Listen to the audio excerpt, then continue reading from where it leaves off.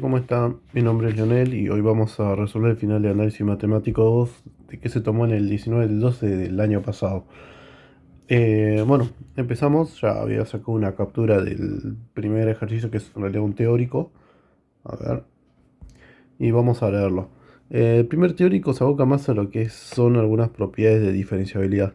Dice, sea f un campo escalar que va de R2 a R, demuestre que si f es diferenciable en un punto X, que yo lo voy a en un punto X, y que el gradiente en ese punto es distinto del vector nulo, entonces la derivada direccional máxima de f en ese punto es el módulo de gradiente. Entonces, nosotros tenemos que ir deduciendo algunas cosas, ¿no? A ver, primero, f es diferenciable. Como f es diferenciable, lo que podemos decir nosotros es que la derivada de la función f en un punto, dado un versor b, es igual a el gradiente de la función en ese punto por el versor. Y esto es igual a, bueno, recuerden que el gradiente es como un vector, ¿no? En este caso sería como un vector distinto del origen, perdón, distinto del vector nulo. Como es un producto escalar, lo puedo pensar como el módulo del gradiente por el módulo del versor por coseno de alfa. Entonces, bueno, ya saben que el módulo de un versor es 1. Y respecto al coseno de alfa, acá lo que yo tengo que entender es que coseno de alfa o alfa, a ver, retomando un poquito el tema del producto escalar, el argumento de ese coseno siempre está entre 0 y pi. Bien, entonces, ustedes saben que si el coseno está entre, el argumento del coseno está entre 0 y pi, el coseno puede tomar, o a lo mucho, como mínimo puede tomar el -1. Y como máximo valor toma el 1. Entonces, de alguna manera, esto que está acá hace que esta expresión termine estando acotada entre dos valores. Bien, esto va a estar entre 1 y -1. Bien, recuerden que el argumento del coseno siempre entre 0 y pi. Entonces, de alguna manera podríamos decir esto, ¿no? Que la derivada direccional, el módulo, es menor o igual a, bueno, sabiendo esto me queda el módulo del gradiente de f en ese punto. Y si abro el módulo, esto como queda,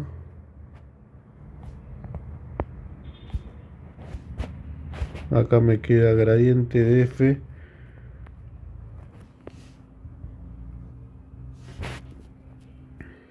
No, bueno, en realidad acá ya podría terminar el ejercicio, pero para que se entienda,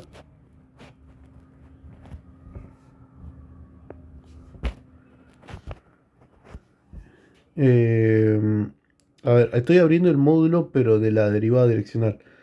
Esto quedaría así. Fíjense. Entonces, a esto que llegué yo, ¿qué me indica? Que la derivada direccional máxima, o sea, que el máximo valor que toma esta derivada, que yo en teoría puedo hacerlo por definición o hacerlo como el producto de gradiente por el versor, va a tener un valor máximo que es igual a gradiente de f de x, que es justamente como nosotros calculamos la derivada direccional mínima. Y como mínimo un valor, que la derivada direccional mínimo, recuerden que es menos el gradiente de la función en ese punto. Bien, entonces acá yo ya estoy demostrando eso que me piden ahí en el ejercicio. Bien, es simplemente teniendo en cuenta esta relación que yo acabo de plantear.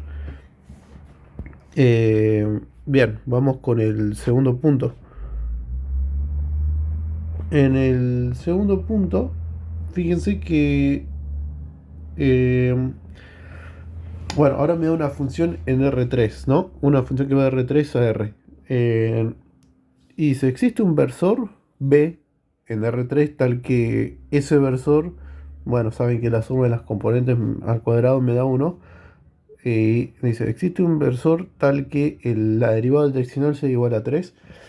A ver, yo vi algunos resueltos en YouTube y el resuelto de algunos chicos. Yo por lo menos encontré una manera más rápida y más fácil de refutar esto.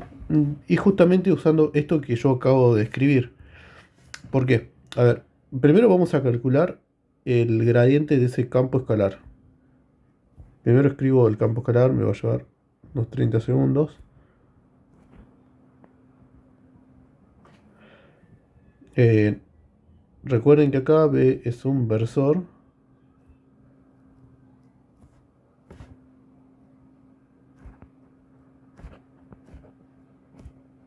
Entonces, la pregunta es, ¿existe algún versor tal que la derivada direccional de f en el punto 1 menos 1, 1 y ese versor sea igual a 3? Lo mejor que podemos hacer acá es calcular la derivada direccional máxima. Bien, ahora van a entender por qué. Entonces, primero calculo el gradiente de la función f de x y z. Entonces voy a armar como un vector de derivadas parciales, donde la primer componente va a ser la derivada respecto de x, que esto queda como 2x. La segunda componente, la derivada respecto de y, que queda como 1 menos z cuadrado. Y la derivada parcial respecto de z, que me queda menos 2 y z. Y ahora lo que hago, o lo que procedo a hacer, es calcular la derivada, perdón, evaluar este gradiente en el punto 1 menos 1, 1. Y a ver cuánto me da.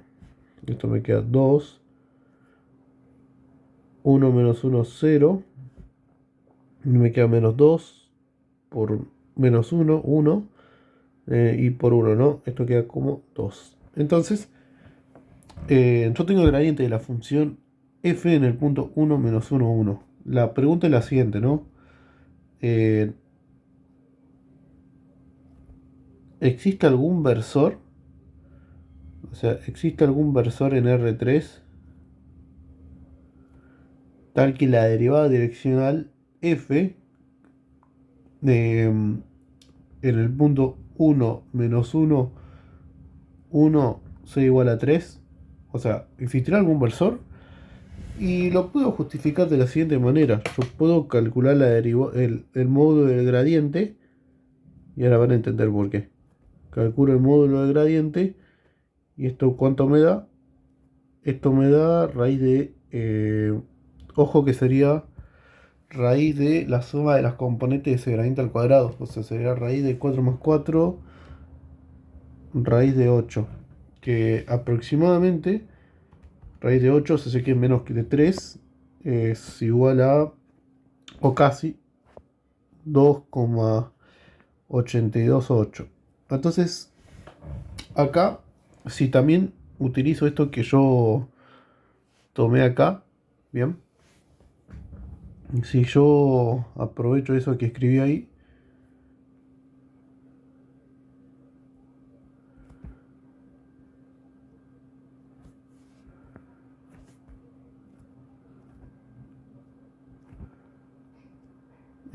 escribiendo esto, yo lo que puedo decir es que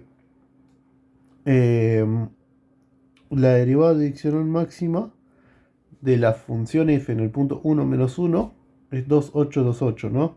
Que es lo que escribí acá, y bueno, saben que el mínimo sería 2 menos 2828. Entonces, ¿esto qué me está queriendo decir?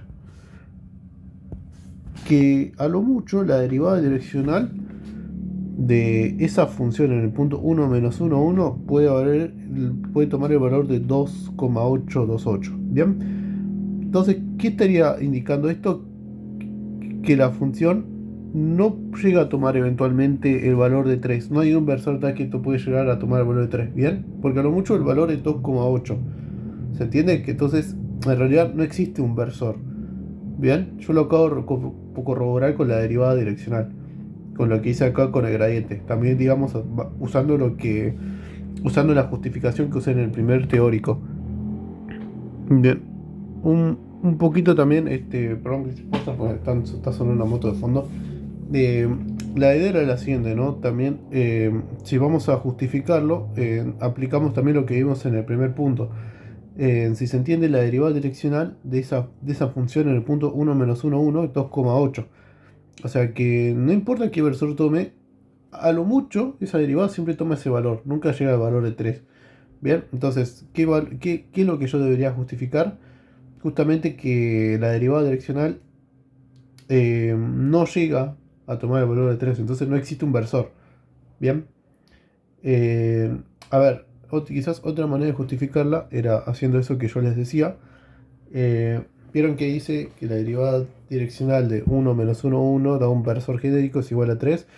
Ahí también podrían haber ido por el lado de gradiente por el versor, igualarlo a 3, y también jugando con la otra ecuación que es a cuadrado más b cuadrado más c cuadrado igual a 1. Se podía ir por ese lado, pero el tema es que era muy extenso. Y quizás no valía la pena porque se iba a ser muy extenso para ser un teórico que vale un punto, ni siquiera vale dos. No, para mí no iba por ese lado porque si no ya se volvía algo muy denso y se les iba mínimo 15 a 20 minutos ahí. Pero bueno, esta es mi manera de justificarlo. Nada, terminamos este teórico, pasamos al teórico 2.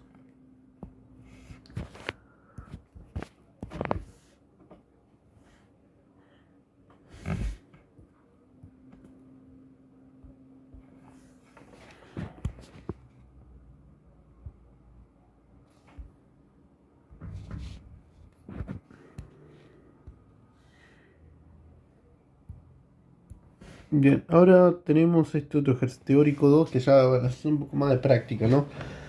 Dice, una ecuación del plano tangente a la superficie de ecuación x cuadrado más 2z más e a la y z igual a 4 en el punto 1, 0, 1 es igual a 2x y 2z igual a 4. Bueno, básicamente lo que yo tengo que hacer es hallar la ecuación del plano tangente. Solo que tengo que tener en cuenta que la función que a mí me dan está definida de forma implícita. Bien, vamos a suponer que f, decimos, está definida de forma implícita.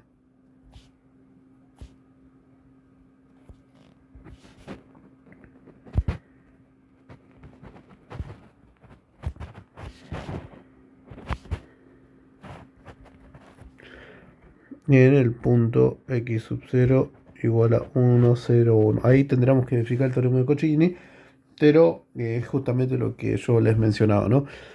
Bien, o sea, primero esto lo vamos a tomar como una función que va de R3 a R. Voy a calcular el gradiente. A ver, esto es igual a x cuadrado más 2z más e a la y z menos 4. Entonces calculo el gradiente. A ver cómo queda el gradiente. La derivada parcial respecto de x me queda 2x. La derivada respecto de y me queda z por e a la y z. Y la derivada respecto de z me queda 2 más y por e a la y z. Y ahora lo que procedemos a hacer es calcular el gradiente en el punto 1, 0, 1. Y esto aquí va a ser igual a 2 en 1 por z, que es 1 por e a la 0, me queda 1. Y acá me queda 2 más 0 por e a la 0. Esto me queda como 2. Bien, entonces para allá la ecuación del plano tangente, esa superficie definida en forma implícita, que usamos esta formulita, hacemos el producto del gradiente. En este punto que acabamos de hallar, 1, 0, 1 por x menos 1 y menos 0 y z menos 1. Y este producto tiene que ser igual a 0. Bien, este producto escalar.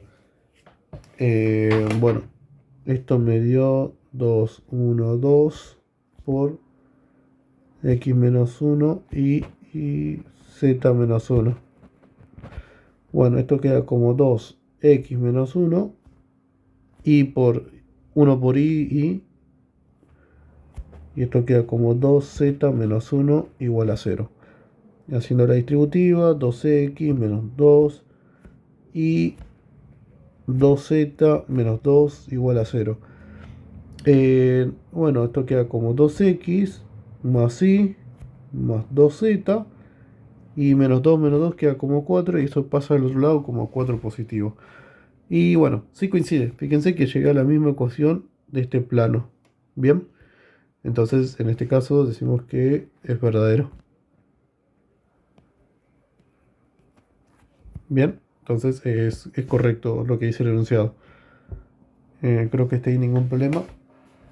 Bueno, después en el segundo punto dice, sea la superficie S, que es igual, es un plano paralelo al plano XZ, aquello, x cuadrado más z cuadrado igual a 1 está orientado con vectores normales con segunda componente negativa, calcula el flujo de f de x y z, e a la x cuadrado y menos 5 seno de z cuadrado a través de ese.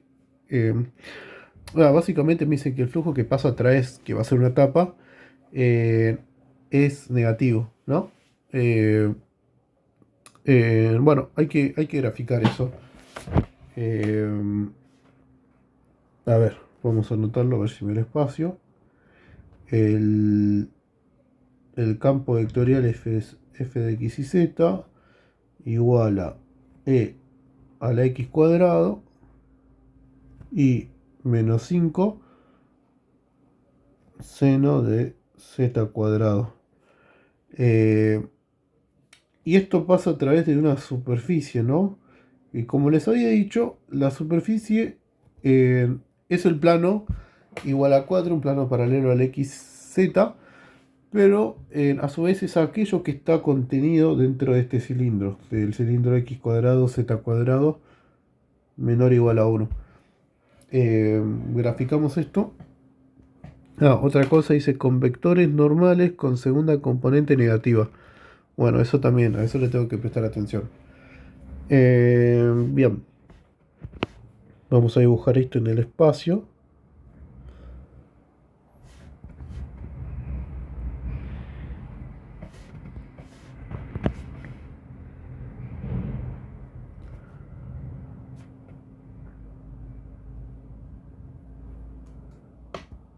Entonces, a ver.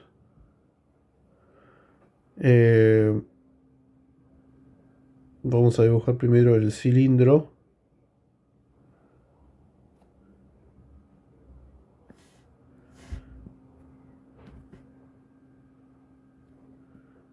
No, me equivoqué.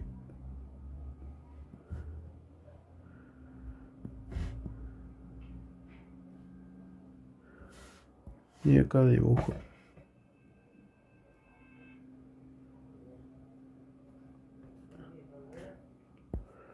Y ahora vamos a dibujar el plano x igual a 4. Por acá, ¿no? Vamos a hacer un aproximado de esto.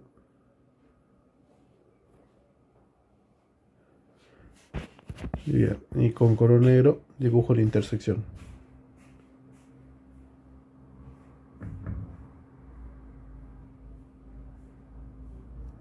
Bien.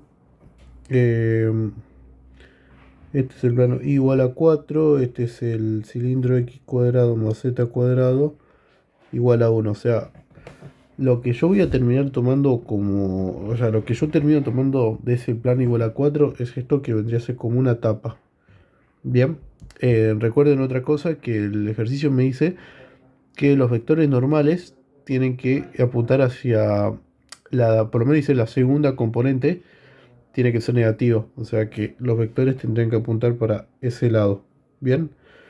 Eh, Nada, entonces ahora lo que hacemos, bueno, ya que estamos, la proyección, esto lo vamos a hacer con la integral doble, ¿no? Lo vamos a hacer por definición, es una superficie abierta.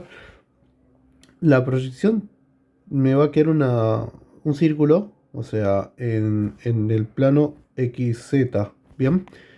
Y, o sea, bueno, si yo hago la intersección, la curva que a mí me queda es x cuadrado más z cuadrado igual a 1, ¿bien? Digamos, si yo hago la proyección, me queda esta ecuación, esta curva, ¿no? Si la proyecto en la XZ. Usamos la integral doble, como les dije, esto me va a quedar la integral doble de la superficie.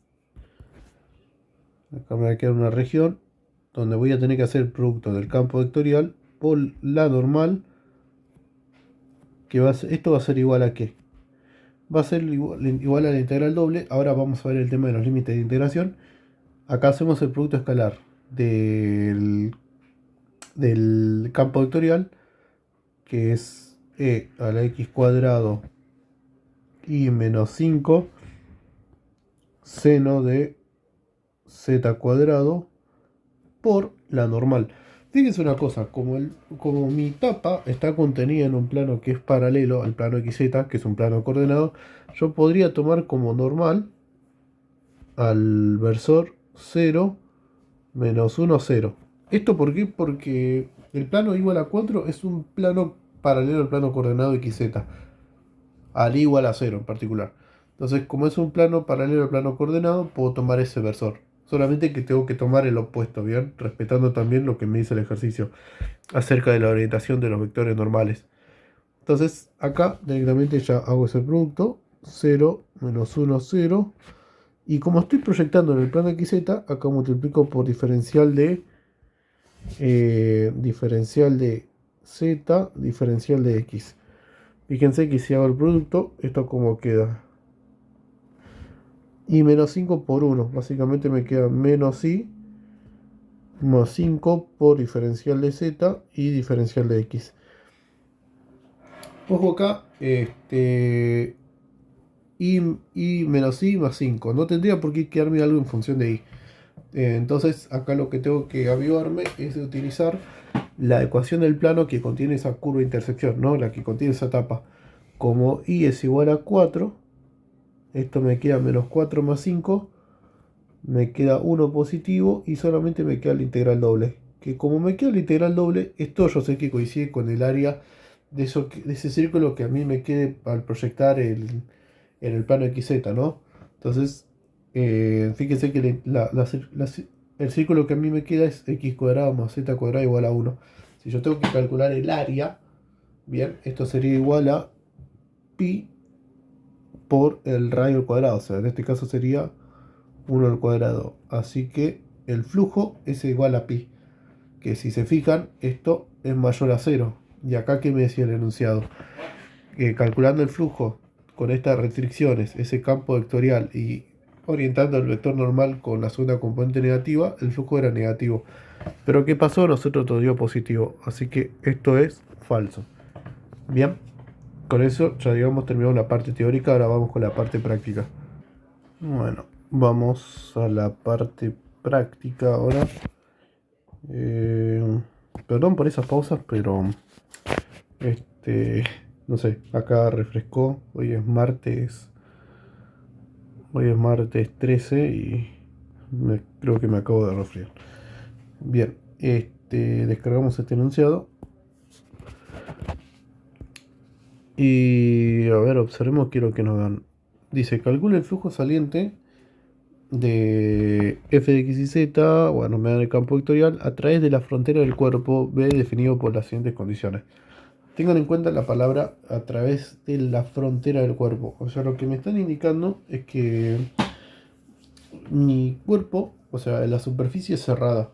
Bien, entonces, ojo con esto, no es como el ejercicio anterior que era una superficie abierta. Nada, aparte, ya también otro indicio es cuando dicen cuerpo B, como que hace referencia a volumen, integral triple, teorema de Gauss. Bueno, vamos a graficar esto, pero primero a ver, escribamos un poco quiero ver el tema del campo vectorial, es x más coseno de y cuadrado y más seno de z a la 6 z menos 3. Nada, no, está bien, quería corroborar una cosa mientras sigo escribiendo. Bueno, vamos a tener que graficar ese cuerpo, ¿no? Fíjense que son todos los puntos interiores esta, a esta esfera de radio 2 y a su vez son todos los puntos que están sobre y por encima del plano z igual a 1. Entonces, a ver, vamos a graficar esto.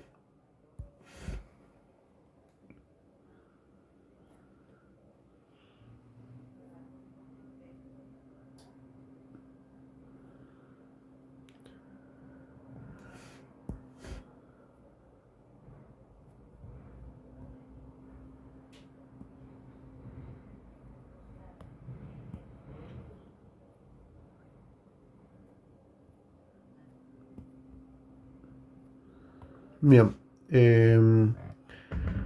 No voy a dibujar toda la esfera, sino que voy a dibujar únicamente lo que esté por encima del plano z igual a 1. Pero igualmente voy a hacer como trampa acá.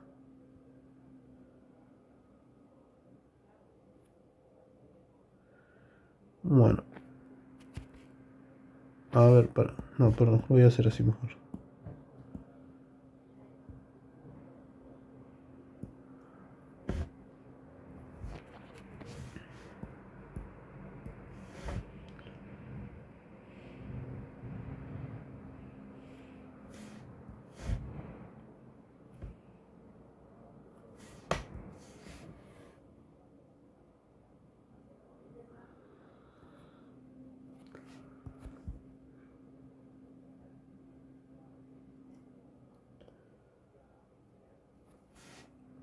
Esta sería la superficie cerrada. Bien. Eh, es lo que está entre. Es, digamos, o que es interior a la superficie de la esfera y a su vez todo lo que está dentro, o perdón, todo lo que está sobre el plano z igual a 1 y por encima.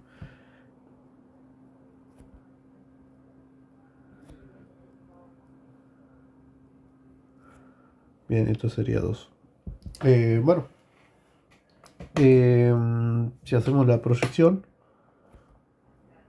a ver, si hago la proyección me termina dando también un círculo, ¿no? Creo que esto va por el lado de aplicar coordenadas cilíndricas. Entonces, nada, acá no sé si hace falta que grafique, pero si yo hago la intersección, reemplazo z igual a 1 en la ecuación de la esfera y me queda x cuadrado más y cuadrado más 1 al cuadrado, pasa el 1 al otro lado y esto queda como x cuadrado más y cuadrado igual a 3. O sea, me queda un círculo o una. Así la curva de intersección sería una circunferencia de radio igual a raíz de 3. Entonces, si aplico coordenadas cilíndricas,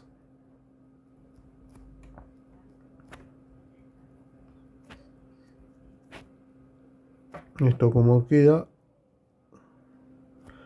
x igual al radio de coseno de tita igual al radio de seno de tita, z igual a z, y bueno, queda el radio, que ya le dije que está entre 0 y raíz de 3, tita, que está entre 0 y 2pi.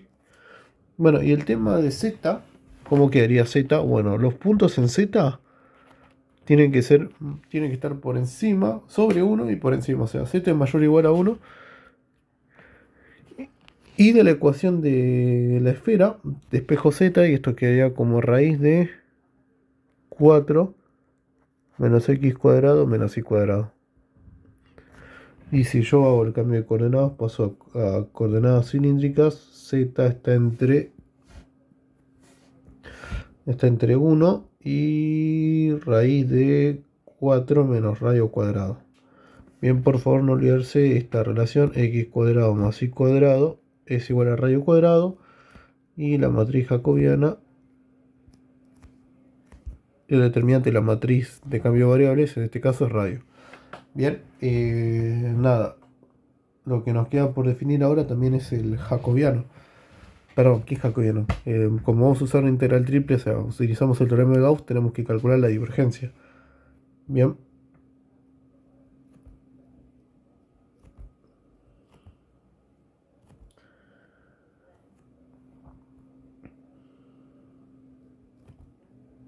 La divergencia es la suma de la derivada respecto de x de la primer componente, que me da 1, más la derivada respecto de y de la segunda componente, que también me da 1, y la derivada respecto de z de la tercera componente, que también me da 1. Así que esto me da 3. O sea que si yo quiero calcular, ¿no? El flujo de esa superficie cerrada, esto aplicando el teorema de Gauss, sería igual a la integral triple de la divergencia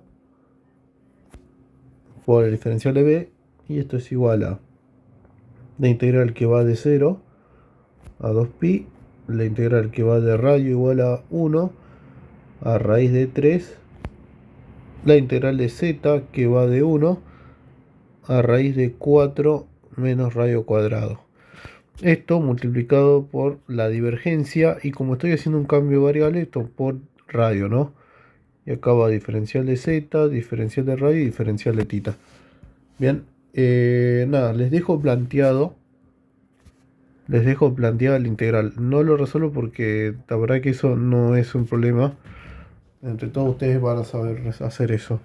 Bien, pero más me interesaba hacer el planteo del ejercicio, hacer el tema de gráfico y ver cómo calcular el flujo. Nada, pasamos al siguiente ejercicio. Si alguno se traba en esta parte, no tengo problema en explicárselo después. Si quieren me escriben al privado o me dejan algún comentario en el video. Pero pasemos al siguiente ejercicio. Esto lo pongo terminar.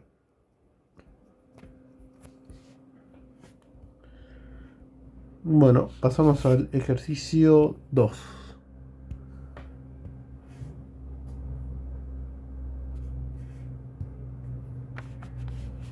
A ver, en el ejercicio 2 me dicen calcule el área de la región encerrada por la curva del haz ortogonal a la familia igual a k por x cuadrado que pasa por el punto, o que pasa por el punto a raíz de 2 menos 1. Entonces, nada, esto es un ejercicio del primer parcial de hecho de la unidad 1. A ver, nosotros tenemos y igual a k por x cuadrado.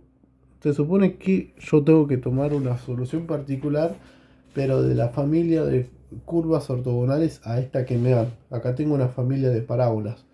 Entonces ahora yo lo que tendría que hacer es hallar la familia de curvas ortogonales a esta familia de parábolas y hallar una curva en particular que pasa por este punto que ellos me dan, raíz de 2 menos 1.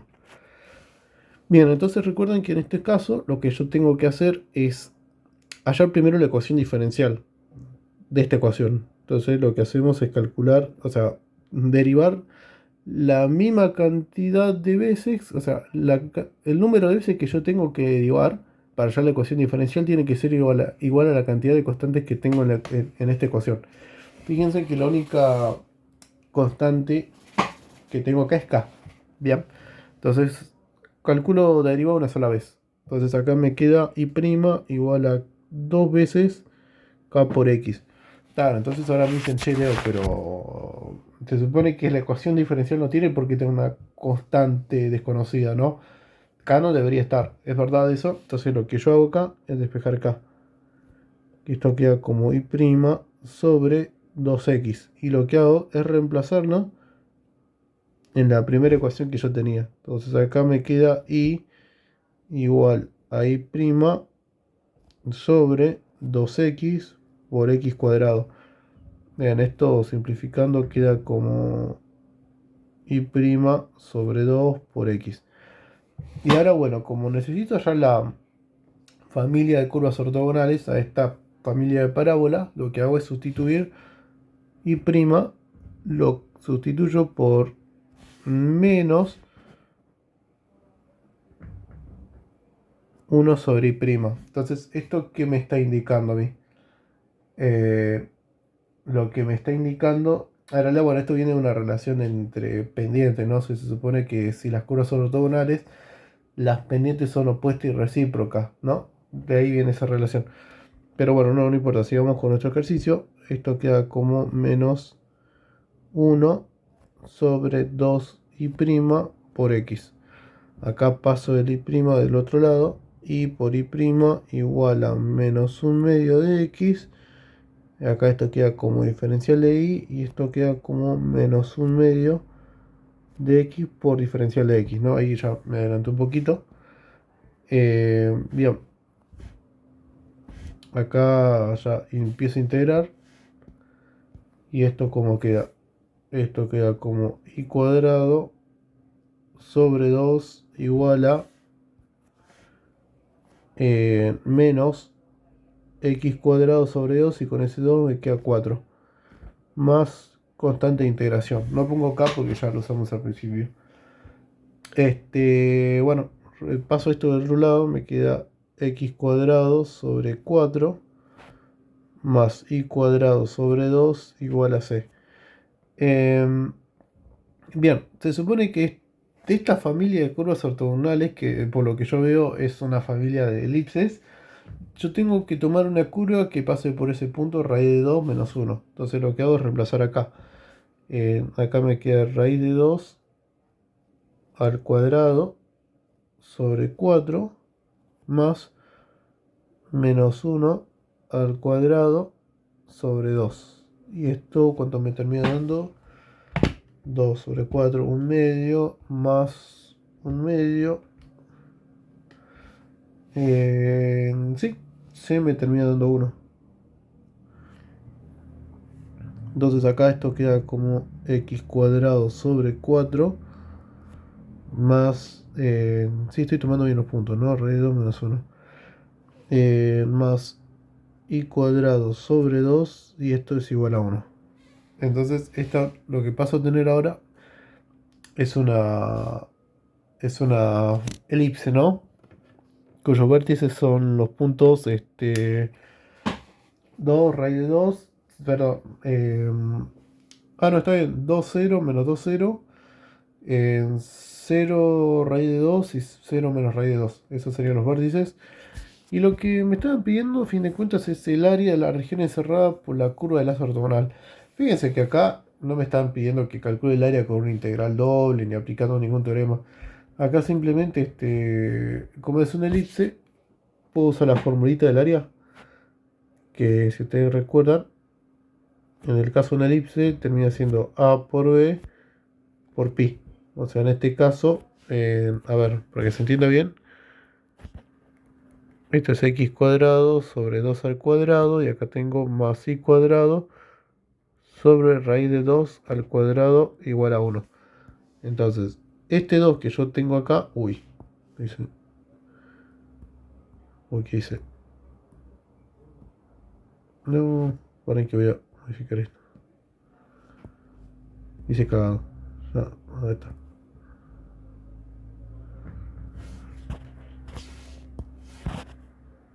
Este 2 que tengo acá es A. Y este otro raíz de 2 que tengo acá es B. Bien. Entonces, como que el área queda como 2 por raíz de 2 por pi. Bien. Y este es el resultado. Bueno, vamos con el tercer ejercicio. A ver, ¿qué nos pide el tercer ejercicio?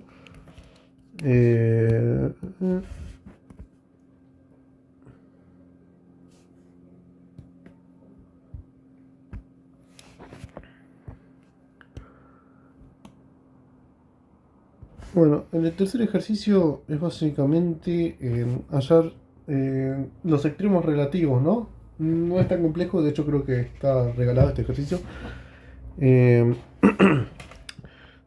Dice, determine en qué punto de gráfico de f el plano tangente es paralelo al plano que sigue, analice si en alguno de esos puntos el valor de f es máximo o mínimo local.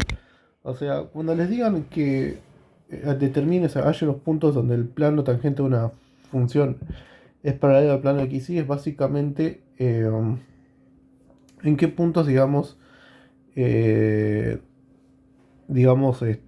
plano que yo tengo, eh, por así decirlo, el plano tangente tiene derivadas parciales respecto de x y respecto de y igual a 0. Es parecido a lo que pasaba ¿se acuerdan? Con un poco de la recta tangente en análisis 1. En esos puntos las pendientes eran negativas, la derivada era igual a 0. Acá en análisis 2 pasaría que cuando yo quiero escribir la ecuación o cuando tenga la fórmula del plano tangente, las derivadas parciales se anulan, o son nulas, mejor dicho. Bien. Nada, vamos a seguir con este ejercicio. O sea, primero vamos a hallar los puntos críticos. Pero para eso primero tengo que hallar las derivadas parciales. La derivada parcial respecto de x es igual a 2 menos 2x menos y cuadrado. Y la derivada respecto de y es igual a menos 2y menos 2xy. Bien, creo que hasta ahí no me equivoqué. Menos 2 menos 2x, menos y cuadrado y abajo menos 2y y menos 2xy. Bien, entonces lo que pasamos a hacer ahora para hallar los puntos críticos es tomar cada una de estas derivadas parciales e igualarlas a cero. Entonces, por un lado tengo 2 menos 2, 2 menos 2x menos y cuadrado igual a 0. Y por el otro lado tengo menos 2y menos 2xy igual a 0.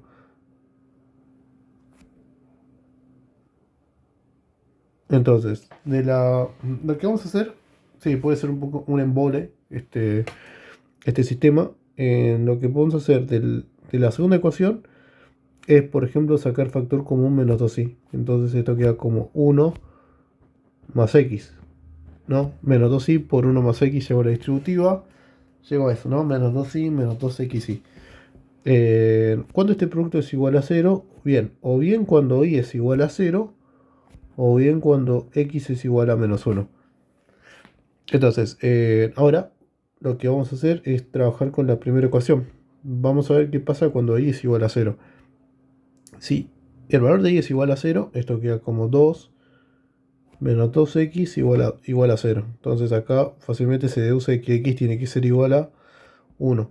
O sea que el primer punto crítico que yo tengo es el 1, 0. O sea que con el punto 1, 0, las derivadas parciales respecto de x y respecto de y se anulan. Vamos a ver si tengo otro punto crítico. Lo mismo ahora con x igual a menos 1. Si x es igual a menos 1, me queda, lo reemplazo en la primera ecuación, me queda 2 menos 2 por menos 1 más y cuadrado igual a 0. Perdón, menos y cuadrado, ya estamos haciendo cada yo.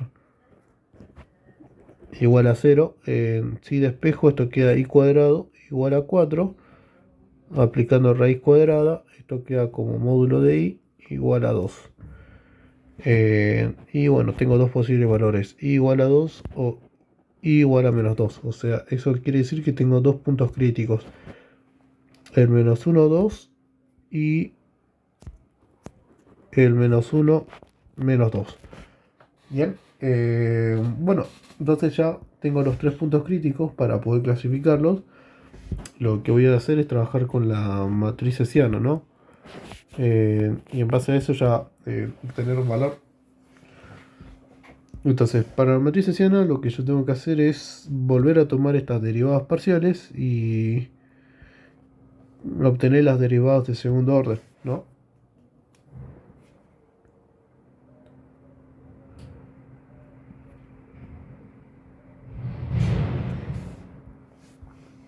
Entonces, primero, la derivada respecto de x, la vuelvo a derivar respecto de x. ¿Y qué es lo que hago? Bueno, la derivada respecto de x y la vuelvo a derivar respecto de x, esto me da 2. Bien, si esa derivada respecto de x la derivo respecto de y, eso me da menos 2y. Y por el teorema de Schubert, como las derivadas parciales son continuas, las derivadas cruzadas también. Cruzadas, dije, cualquiera.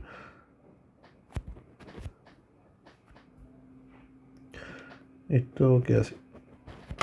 Y bueno, si tomo la derivada respecto de y la vuelvo a derivar respecto de y, eso queda como menos 2 menos 2x. Entonces ya armando una matriz hessiana,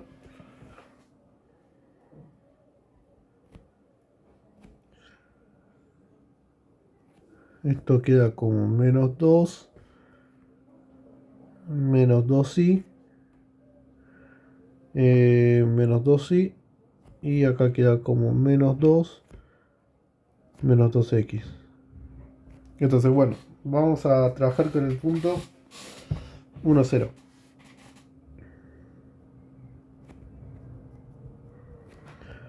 A ver, trabajo primero con ese punto, el 1, 0. Esto queda como menos 2, 0, 0 y menos 2, menos 2 es menos 4. Así que esto es igual a 8 positivo, que es mayor a 0. Entonces, como es mayor a 0, eh, puedo decir que tengo un extremo relativo. Y fíjense que como esta derivada es de segundo orden y es negativa, lo que yo tengo acá es un máximo relativo.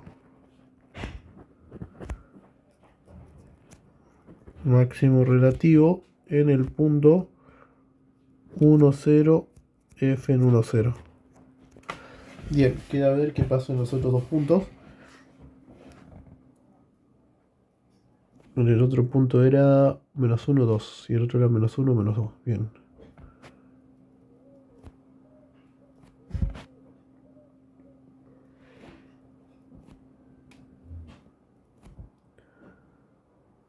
Bien, en menos 1, 2 esto queda como menos 2. Menos 2 por 2 es menos 4. Menos 4 y acá me queda menos 2 por menos 2. Menos 2 por menos 1, 0. Y acá esto me termina dando menos 16.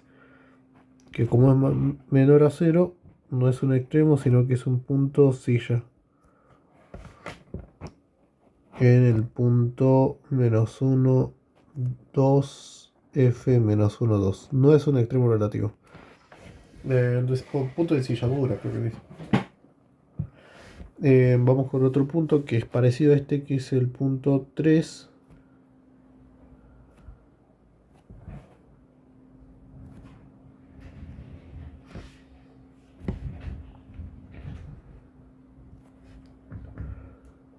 Algo parecido, ¿no? Menos 2. Solamente que ahora me da acá.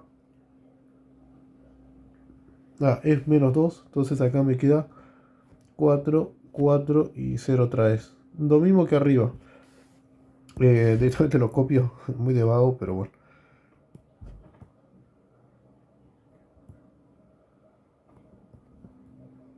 Me da menos 16.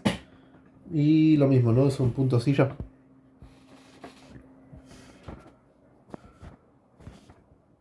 Bien, es un punto silla. Nada, el único extremo relativo que tengo es en el punto 1, 0, f en 1, 0.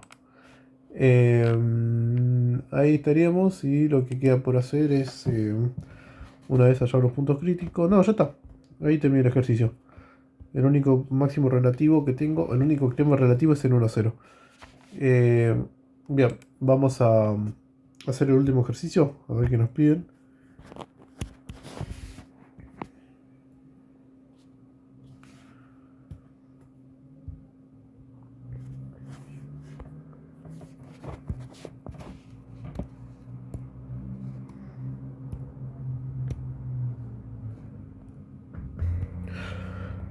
Bueno, en este ejercicio tenemos un campo vectorial y una curva que está dada como la intersección de dos superficies. Dice: calcule la circulación a lo largo de esa curva, indicando claramente la orientación elegida para el cálculo. Bien, bueno, directamente voy a dibujar la curva de intersección yo. O sea, eh, ya conozco las dos superficies, una es un paraboloide, el otro es una esfera. Visualmente ya sé que si hago la intersección y después hago la proyección, eso me termina dando una circunferencia, ¿no? Nada. A ver, yo solamente me voy a enfocar en hallar la curva de intersección en el espacio. Por un lado tengo z igual a x cuadrado más y cuadrado, y por otro lado tengo x cuadrado más y cuadrado más z cuadrado igual a 20. Como les digo, esta vez me voy a enfocar más en hallar la curva. ¿Y cómo te vas a dar cuenta cuál es la curva, Leo? ¿O dónde está ubicada? Lo que puedo hacer ahora es primero hallar un plano que contenga esa curva de intersección. A ver, si yo tuviese que hacer este gráfico, no sería difícil, pero vamos a plantearlo, vamos a hacer el gráfico de otra manera. Este sería el paraboloide. Y bueno, supongo que esta va a ser la esfera. Bien. Voy a dibujar una porción de la esfera. Entonces la curva de intersección, como les digo, termina siendo esto que tener in. Bien. Nada, esto estaría en el plano Z, perdón, este sería el eje Z, este es el eje Y y este es el eje X. No va a haber problema. La realidad es que ya entendemos cómo hacer el gráfico. Pero directamente yo me quiero enfocar en la curva. Bien, entonces, lo primero que puedo hacer es hallar la curva de intersección. Perdón, hallar el plano que contiene a esa curva. ¿De qué manera? Bueno, z es igual a x cuadrado más y cuadrado, ¿no? Entonces yo puedo decir que esto es igual a z. Entonces yo paso a tener esta ecuación. Z cuadrado más z menos 20 igual a 0. Una ecuación de segundo grado. Ahora lo resolvemos. 1, 1, menos 20. Entonces, las raíces acá son z igual a 4 y z igual a menos 5. Bueno, z menos 5 no va, ¿por qué? Porque si ustedes se fijan, z igual a 5, en todo lo que esté sobre el plano menos 5, estaría fuera de la esfera y a su vez también estaría fuera de lo que es ese paraboloide. Bien, así que este resultado no va. El z igual a 4 para mí, ¿qué representa? Es un plano paralelo al plano coordenado XY, que justamente ese plano contiene la curva de intersección que yo les mencionaba. Bueno, Leo, estuviste hablando de la curva de intersección, pero hasta ahora no llegamos a nada. Es verdad, medio que vendí humo. Si yo reemplazo z igual a 4 en cualquiera de estas dos ecuaciones, voy a tener una ecuación de una ecuación de una figura en R2. Entonces, si ustedes reemplazan z igual a 4 en cualquiera de estas dos ecuaciones, de estas dos superficies, termino obteniendo x cuadrado más y cuadrado igual a 4. Entonces, si esto lo tuviese que graficar en el espacio, quedaría así.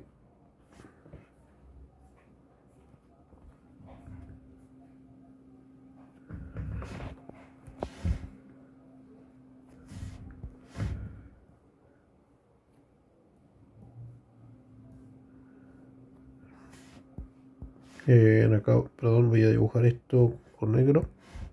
Esto en el plano z igual a 4.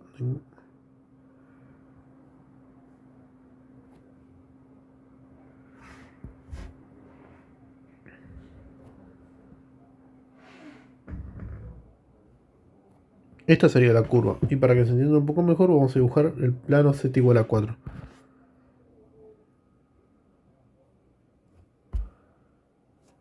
Y este es el plano que lo contiene. Bien. Y lo que está en negrito es la curva de intersección. Para quien no lo entienda. Bien, ya está. Ya, digamos, hice la parte fea de graficar. Este es X, este es Y y este es Z. Fíjense que tengo una curva cerrada. Entonces, como tengo una curva cerrada en R3, me pide circulación. Lo que podría utilizar es el teorema de Stokes o el teorema de rotor, como ustedes le dicen. Hay que elegir el sentido de la circulación. Yo voy a elegir este. Y siguiendo la regla de la mano derecha, fíjense que esto apunta hacia arriba. Y como esto está contenido en un plano z igual a 4, que es paralelo a un plano coordenado xy, z igual a 0, puedo tomar como normal el vector 0, 0, 1. Bien. Bueno, ahora vamos a calcular el rotor. Esa es la parte que a nadie le gusta, ¿no? Sí. Bueno, el rotor.